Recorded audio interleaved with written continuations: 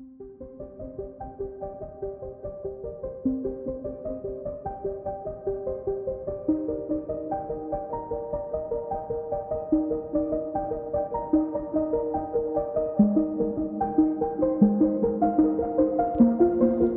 brothers and sisters in Christ, in correspondence with yesterday's readings, I spoke about our practices of asceticism and the path of negation, the way in which we give things up to make room for Christ.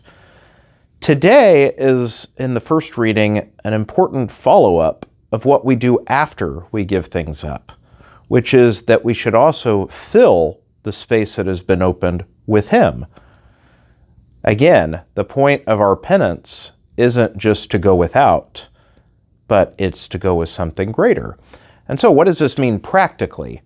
Well, practically, if, for example, say you gave up coffee for Lent, well, what if for every $1 I would have spent on Starbucks this month, I instead make a donation to the poor?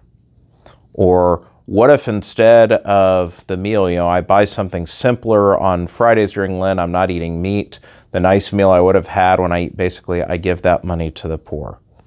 What if instead of the time, if I gave up social media for Lent, for the time I normally would be sitting there scrolling on my phone for this, I sit down with the scriptures, or I pray the rosary, I do one of these things. Instead, we're called to make room by giving up something that may be good in of itself. After all, penance isn't giving up sins. That's something we should do already, is avoid sin. Our penances are essentially good things that we give up to receive something better. And so, once we decide what we're giving up, then we need to be intentional about what we add in. What do I do with this space that's been opened up?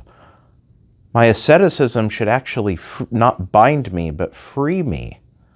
Free me for more time, more mental energy for prayer, more time for charity, more space for God.